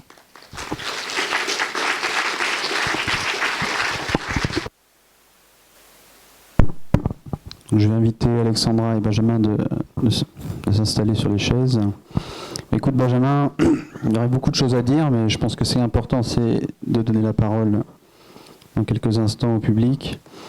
Il y a juste un aspect que j'ai beaucoup aimé, bon, peut-être que ma sensibilité, mais en tout cas la tienne, de réhumaniser le sujet en souffrance dans le dispositif, je dirais, groupal ou sociétal. Et, je pense qu'une manière de parler des résultats comme tu le fais ce soir vient nous éveiller en tout cas à la nécessité collectivement de s'intéresser à ce problème de santé publique qui est finalement assez gravissime et qu'on n'arrive pas à se représenter suffisamment pour pouvoir peut-être nous donner les moyens d'agir. Je vais vous donner du coup la parole. Pensez à vous présenter brièvement et de poser vos questions. Alors, merci Benjamin, merci Grégoire. Moi, c'est Stéphane Diméo, je suis pédopsychiatre au CHS, donc un collègue de Benjamin. Merci pour la clarté de ton propos. Vraiment, c'est vraiment très bien dit, les messages sont super bien passés. Et moi, j'adhère vraiment totalement à tous tes messages. On le voit aussi en pédopsychiatrie, ces questions-là que tu soulèves, même si ça concerne surtout les jeunes, l'adolescence et puis les plus jeunes, les jeunes adultes, en fait, jusqu'à quand on est jeune. Voilà, moi j'avais plusieurs questions essentielles.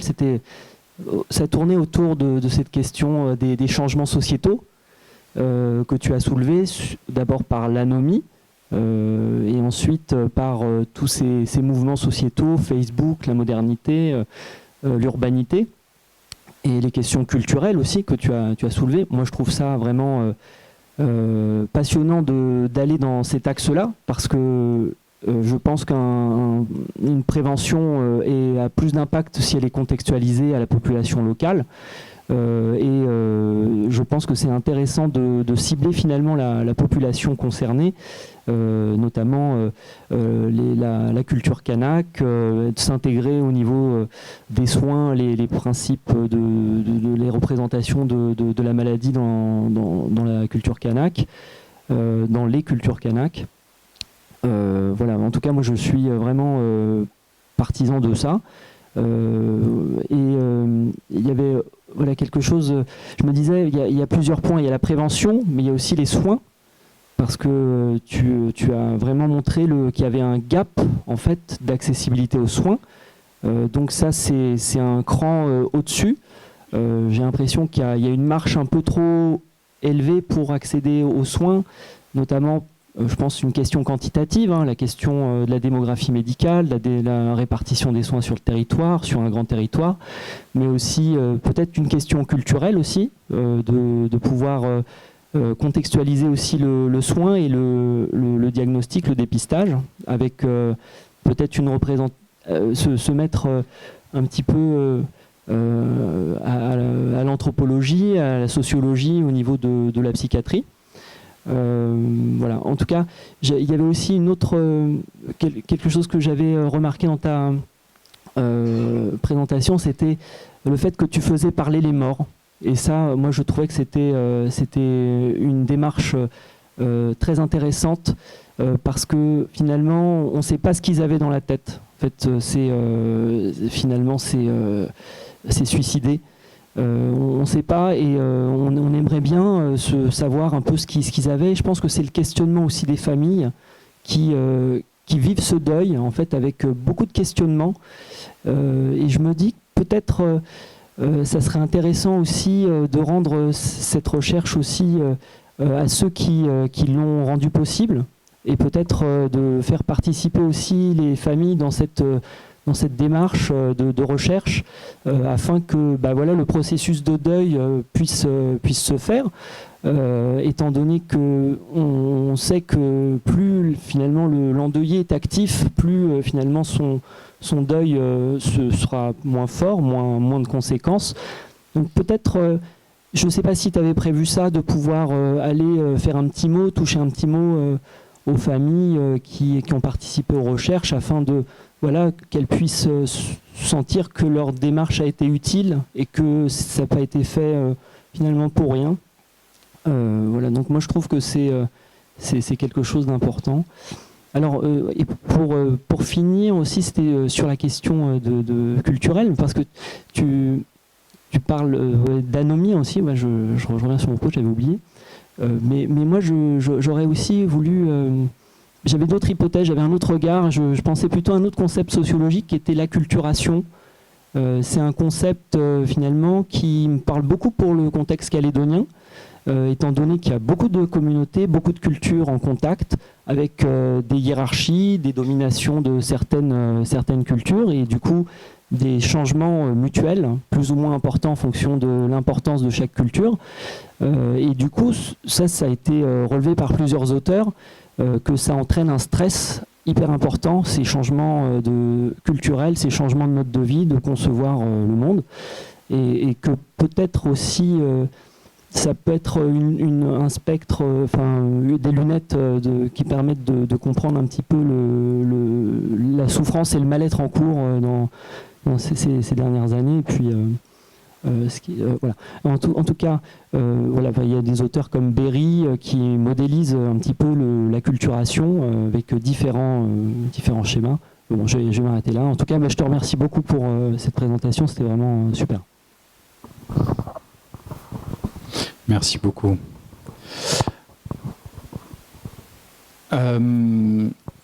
Premier point, effectivement, je prends l'occasion effectivement pour remercier les nombreuses familles qui ont participé. J'en ai parlé au cours de cette présentation, mais oui,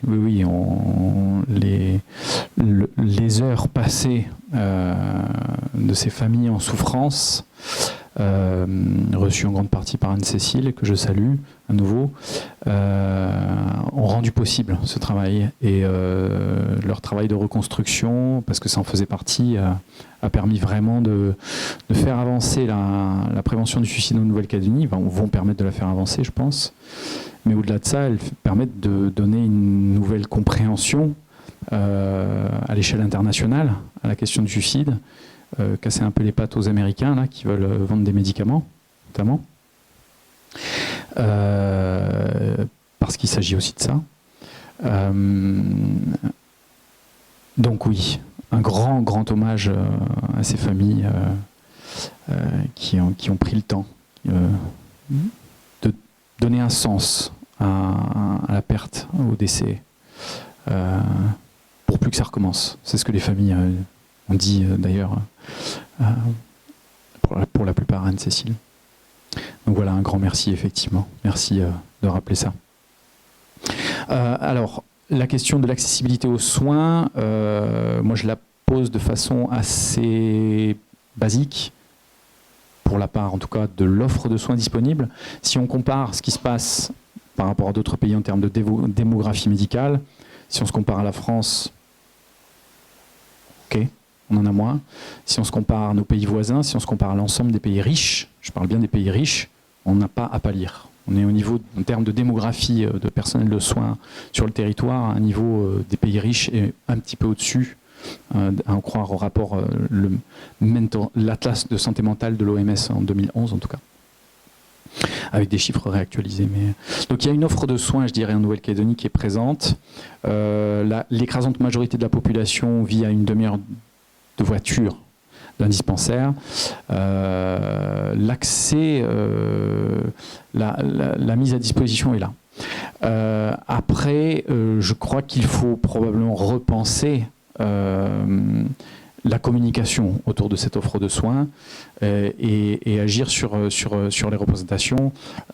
Informer, peut-être, serait d'ailleurs un premier niveau, c'est-à-dire pour tel problème, on peut aller voir telle personne déjà, et à telle heure, à tel endroit, ça me paraît essentiel.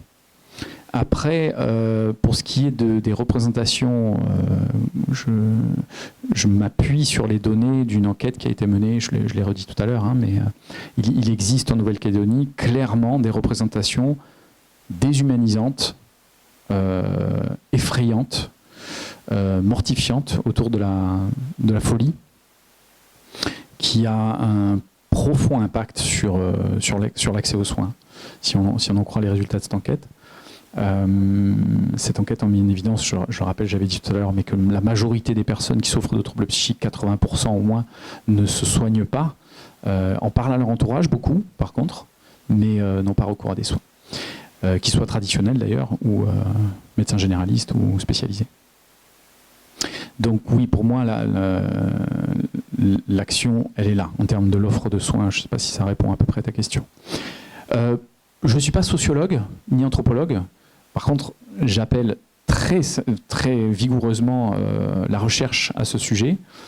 Une approche sociologique différente, une approche anthropologique aussi, sur la question de la causalité. C'est des choses qui sont, je pense, très complexes en Nouvelle-Calédonie, des choses qui se jouent à de multiples niveaux. L'acculturation, l'anomie en font partie. Le Sénat coutumier, j'ai lu un rapport du Sénat coutumier qui avait été fait en 2011, je crois, où mot pour mot, on retrouvait quand même exactement ce qui était décrit dans les écrits notamment de Rubinstein par rapport au suicide en Micronésie, perte de repères, perte d'autorité, enfin, difficulté d'autorité parentale, la délinquance, enfin des signes qui sont associés en fait à la mortalité par suicide, qui font dire qu'il se passe très probablement les mêmes choses. Elles partagent ces îles une certaine histoire commune, c'est-à-dire qu'il y a eu la guerre du Pacifique, la Deuxième Guerre mondiale, donc jusqu'en 45, 45 c'est ça. Il y a eu, en tout cas pour les archipels micronésiens qui étaient sous contrôle américain à l'époque, une grosse démarche du gouvernement américain d'occidentaliser les populations, de leur apprendre à se brosser les dents, de les envoyer à l'école, d'encourager un mode de vie axé sur le travail, etc. Et d'encourager à migrer vers des zones plus industrialisées, plus urbanisées, qui je pense, peuvent être superposés dans une certaine mesure à ce qui se passe ici, notamment par rapport à ce qui est déjà constaté sur le terrain, par beaucoup de professionnels et par les éléments retrouvés dans ce rapport. Mais je reste un petit peu sur ma faim. C'est-à-dire que c'est une question, un peu un tonneau des Danaïdes, on peut chercher sans arrêt. Par contre, il est très utile de ne pas se disperser. C'est pour ça que j'insiste sur l'utilisation d'un observatoire et de partir de données individuelles. On peut mener des enquêtes sociologiques très larges, mais il faut partir de cas pour éviter de dire des bêtises. Pour partir du concret, c'est-à-dire quels sont les facteurs qui ont eu un poids sur ces décès-là qui ont été enregistrés, pour qu'on soit à peu près d'accord, que personne ne puisse dire « ouais, je ne suis pas sûr que c'était un décès par suicide, etc. » Qu'on se mette d'accord sur une définition aussi universelle du suicide. Ça, c'est un autre sujet auquel j'ai consacré une thèse, mais revenir à des faits concrets et des faits consensuels par rapport à la nature du suicide, c'est une démarche qui me paraît préliminaire à toute action de recherche autour du suicide. De nombreuses recherches se sont dispersées et restent détachées, ce qu'on appelle les recherches écologiques, qui sont des recherches détachées de la donnée individuelle. Et c'est difficile de savoir quoi faire en fait de ces enquêtes-là, de ces recherches-là, parce que l'important c'est derrière de savoir quoi faire en fin de compte, et pas simplement d'appliquer des directives gouvernementales, politiques, etc., mais d'axer la prévention, sauver des vies sur les personnes qui décèdent, qui sont décédées, qu'on a pu enregistrer, qu'on ait une action sur ces personnes-là, sur ces vies-là, me paraît essentiel. Donc oui, plus de recherche, mais avec de la coordination et du sérieux, de la gravité qui convient à la situation. Et on l'espère aussi, bien sûr, de la bonne volonté des personnes qui ont perdu un proche par suicide, encore une fois. Est-ce que ça répond à peu près à tes questions ? À peu près.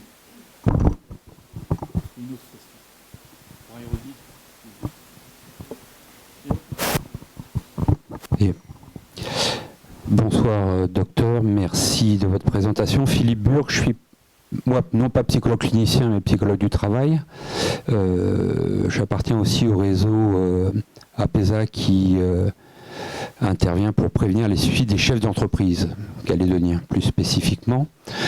J'ai une question à vous adresser, ou peut-être à l'un des trois professionnels qui sont en face de nous. On parle de suicide. Est-ce que, soit dans votre pratique professionnelle, soit du fait de cette étude, on a une idée de la représentation qu'on se fait de la santé mentale en Nouvelle-Calédonie? Parce que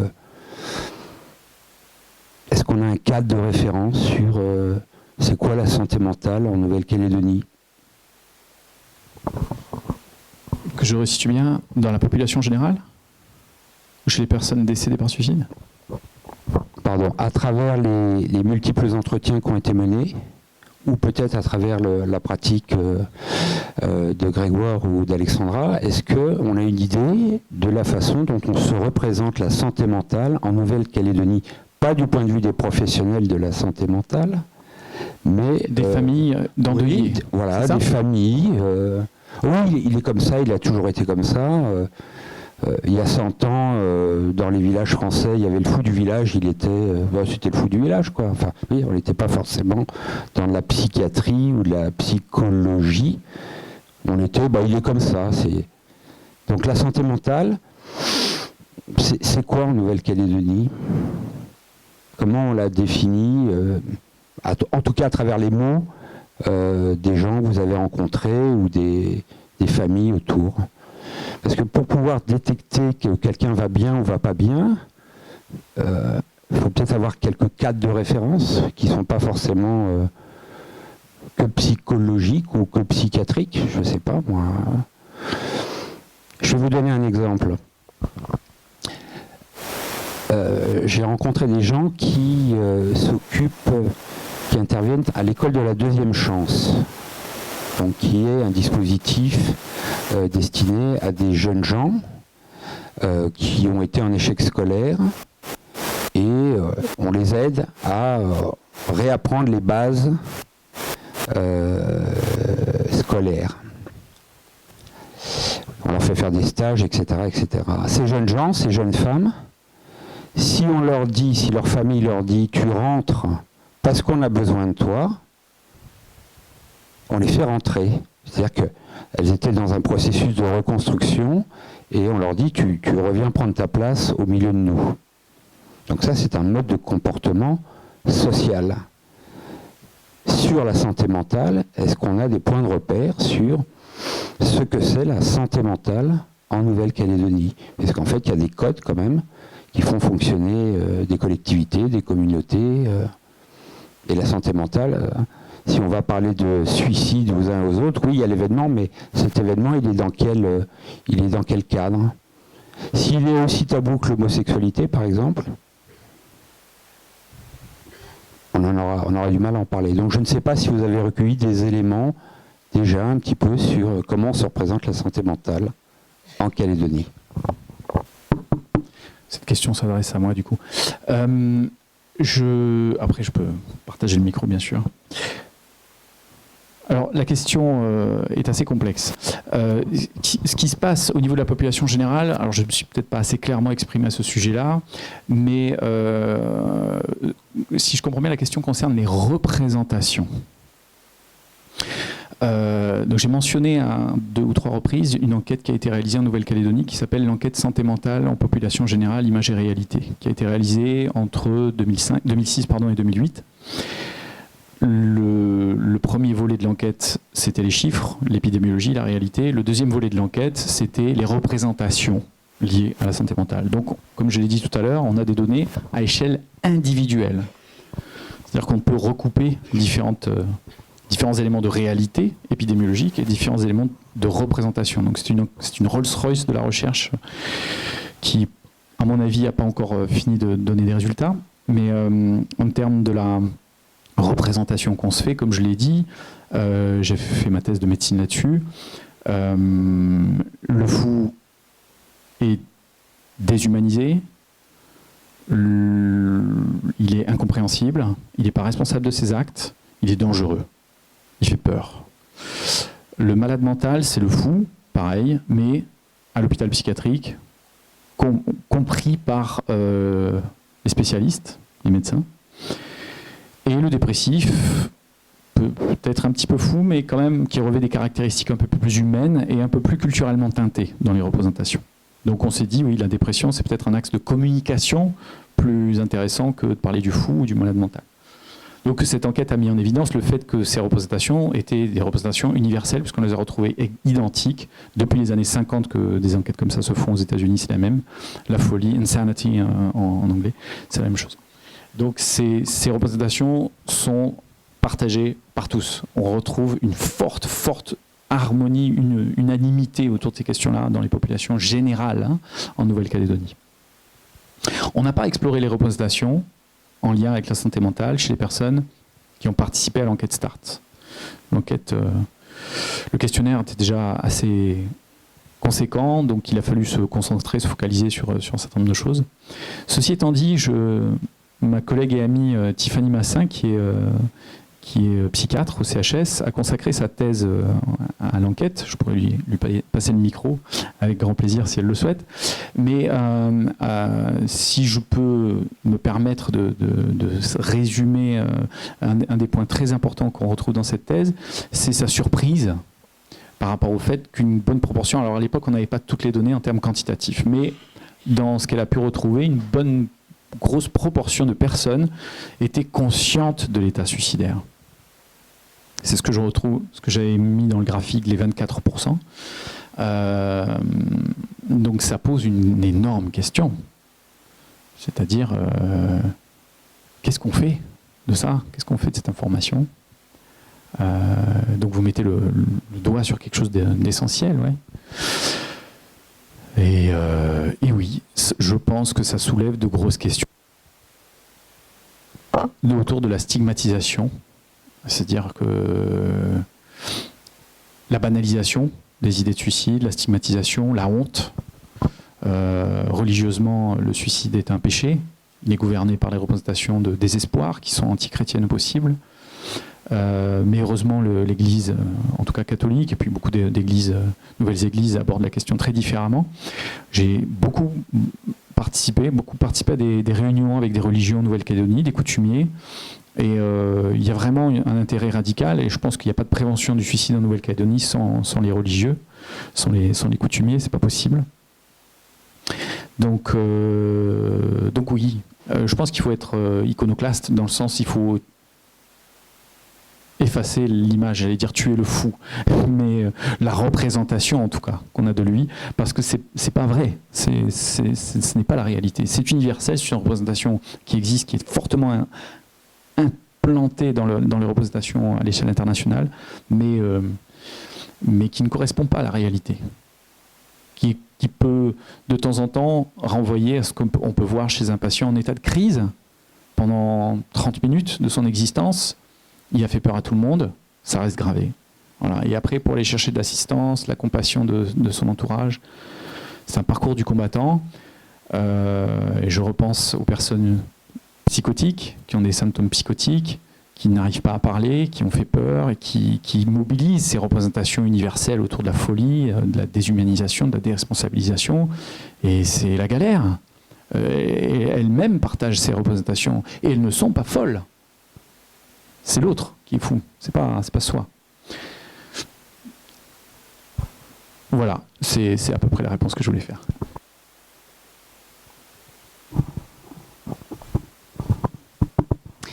Merci Benjamin.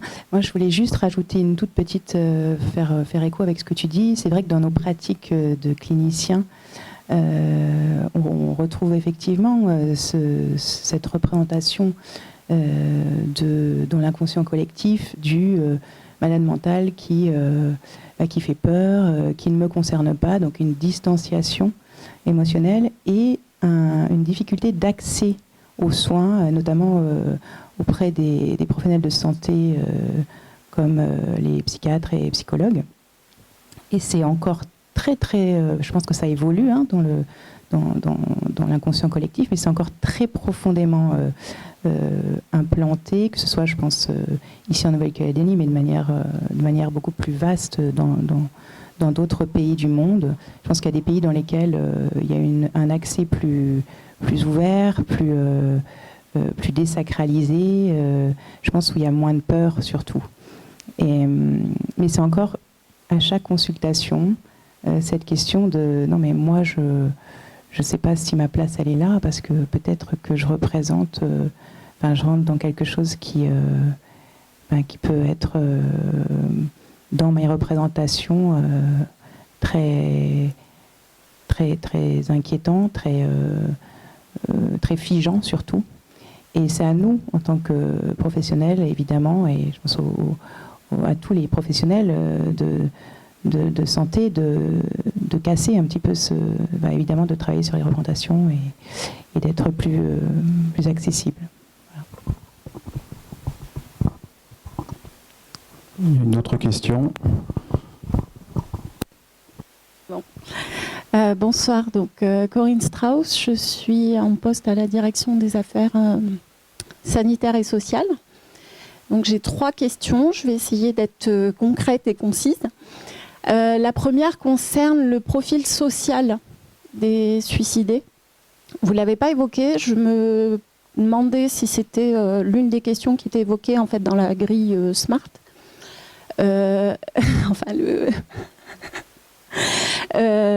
L'enquête START, pardon. Pourquoi je vous pose cette question? Parce qu'en fait, c'est une question qui me tient à cœur, les déterminants sociaux de la santé. Je suis tombée assez récemment sur une étude en fait, qui est intéressante, qui met en évidence une corrélation dans les pays où les indicateurs sont disponibles entre indicateurs de santé mentale et fracture sociale.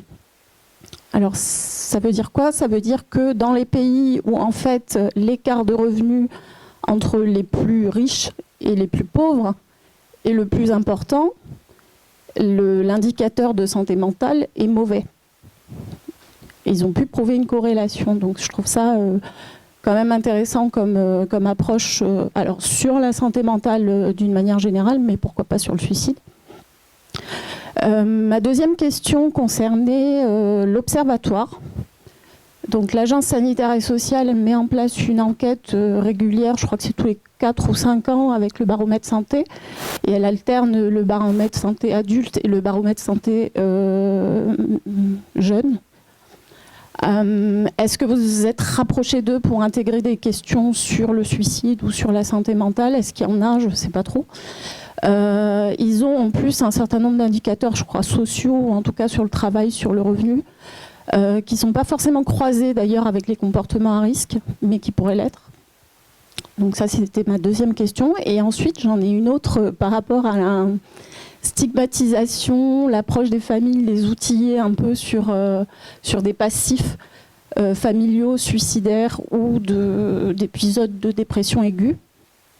Concrètement, qu'est-ce qu'on recommande dans ce cas-là? Est-ce que pour mettre fin à ce passif et à ce passage de génération en génération qui peut être possible, est-ce qu'il faut aborder, pour déstigmatiser, les choses au sein du cocon familial? Est-ce qu'il faut l'aborder de manière encadrée par un professionnel?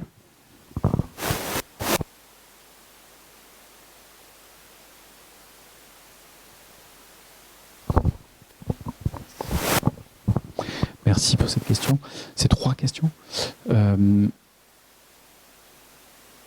Concernant les indicateurs sociaux, il y a un des points que je n'ai pas mentionné, parce que c'est un point, entre guillemets, négatif, qu'on appelle en science, quelque chose qui ne ressort pas et quelque chose qui est assez surprenant, c'est que les facteurs protecteurs habituels qu'on retrouve, que sont l'emploi, le mariage chez les hommes,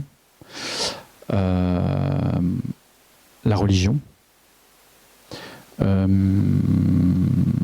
Déjà ces 3 facteurs-là, il faudrait que je me redocumente un petit peu. Mais c'est quand même 3 éléments qui sont dits protecteurs à vivre, avoir un entourage familial. Qui sont des éléments protecteurs qu'on retrouve à peu près partout et qui ne sont pas retrouvés en Nouvelle-Calédonie. Alors, je pense qu'il faudra aller un peu plus loin et peut-être aborder les choses aussi avec un groupe témoin, etc. Mais il apparaît qu'une majorité de personnes sont religieuses, une majorité de personnes sont employées en revenu. On n'a pas gradé les revenus, mais on sait que les 2/3 ont un emploi, sont employées au moment du décès. La majorité d'entre elles vivent en famille, en couple, etc. L'écrasante majorité même. D'ailleurs, le fait de vivre en famille ou en couple, avec ce qui est ressorti par rapport aux données conflictuelles et des violences, doit faire repenser un petit peu, je pense, les notions par rapport au rôle protecteur. Donc voilà, ça c'est déjà un premier élément surprenant qu'on retrouve par rapport à ça. Je ne sais pas si ça répond à peu près à vos questions là, mais je reste, je suis très surpris en fait que ces éléments-là qu'on peut retrouver ailleurs, notamment dans les sociétés industrialisées, ne sont pas retrouvés ici, ce qui est encore une particularité locale pour ces 4 facteurs-là. Pour ce qui est du baromètre santé, oui, on a analysé, surtout par rapport aux données, ce qui m'intéresse moi, c'est les tentatives de suicide. Encore une fois, je cherche à parler de choses objectives. Dans une enquête en population générale, les questions qu'on pose sur le suicide donnent lieu à interprétation. En général, ce qui donne des résultats à peu près fiables, c'est est-ce que vous avez déjà fait une tentative de suicide ou est-ce que vous avez déjà attenté à votre vie? Est-ce que les questions sont posées comme ça et elles sont intégrées dans le baromètre santé? Je crois qu'à l'époque, je ne me souviens plus, j'ai beaucoup communiqué avec la DAS au sujet du baromètre santé à l'époque. Je ne me rappelle plus qu'est-ce qu'ils ont pris, pas pris, mais il y avait des questions sur le désespoir, il me semble. Mais voilà, ce qui me paraissait important, c'était les antécédents de comportement suicidaire qui voilà. Après, j'ai pas croisé les données parce que c'est un boulot énorme dans leurs données à eux, et je pense qu'on pourra effectivement en rediscuter, mais il y a là une source de données importante. Mais oui, le chiffre moi qui m'a surpris, c'est les 10% de personnes en population générale qui ont déjà fait une tentative de suicide. Voilà. Après, aller plus loin, aller croiser avec d'autres données, je les encourage vraiment. Voilà. Moi, je manque un petit peu de temps pour m'y pencher dans leurs données à eux. J'ai déjà beaucoup de données exploitées de mon côté, mais oui, il faut aller chercher plus loin, il faut aller, etc. Après, voilà, la question c'est qu'est-ce que c'est qu'une tentative de suicide dans la tête de la personne qui répond au questionnaire. Et avoir des idées de suicide aussi, c'est une question qui a peu de, jusqu'à présent en tout cas en recherche, les idées de suicide montrent peu de corrélation avec la mortalité par suicide et les comportements suicidaires d'une façon générale. Donc voilà, on ne peut pas utiliser n'importe quelle question, on ne peut pas partir de n'importe quoi. Je pense qu'il faut partir de choses très précises, concrètes et qui ont fait consensus par ailleurs. Étudier aussi la façon dont ont été formulées les questions, c'est des éléments de recherche importants. La définition du suicide, par exemple. La dernière question était le rôle. Alors, du coup, je me suis un peu perdu dans le fil. La première, c'était donc les rôles des facteurs sociaux. La seconde, c'était l'utilisation du baromètre santé. Et la troisième, oui, comment aborder la question de la prévention du suicide ou de la présence d'idées de suicide ou de comportements suicidaires chez un proche dans sa famille. Est-ce qu'il faut que ce soit encadré ou pas? C'est ça? Alors, ce qui ressort de l'enquête, comme je l'avais dit, c'est qu'une personne sur 3 a eu un proche décédé par suicide. Ensuite, il y a une certaine proportion aussi, je crois que c'était un quart, qui a eu un comportement suicidaire non fatal chez un proche. Ça, c'est les éléments qui ressortent. Les enquêtes de type génétique, c'est beaucoup plus compliqué, c'est très très cher. Il y a une part génétique de ce qui est su à l'heure actuelle. Mais voilà, ces questions présupposent une méthodologie de recherche vraiment très très différente. Donc j'ai pas d'élément de réponse particulier à apporter par rapport à ça en Nouvelle-Calédonie. Le rôle de la génétique, on n'a pas de raison de penser qu'il soit différent ici qu'ailleurs. Mais je crois qu'on a déjà beaucoup de pain sur la planche avec ce qu'on a en termes d'action directe, en termes de recommandations à mettre en place pour prévenir le suicide. Et là aborde la question de l'hérédité, de l'héritabilité du comportement suicidaire. On touche à des notions qui sont vraiment de l'ordre de la clinique fine et du soin, voire même de la psychanalyse, qui sait, qui sont extraordinairement déterminantes. extraordinairement déterminantes. En tout cas, moi, dans ma pratique clinique, c'est des choses qui ressortent bien évidemment. Je ne parle même pas de gènes, je parle d'héritabilité. C'est des choses qui sont transmises, effectivement.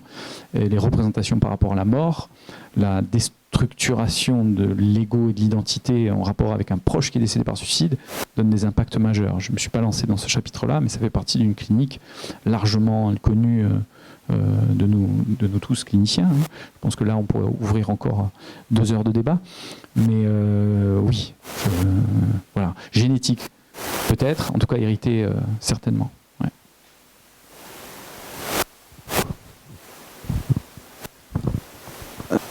Donc je souhaitais remercier le docteur Benjamin Goodfellow pour son intervention, sa conférence très riche pour ce soir. Remercier tous ceux et toutes celles qui ont pris la parole et qui se sont mobilisés sur ce sujet. Je vous souhaite une bonne fin de soirée et je vous remercie.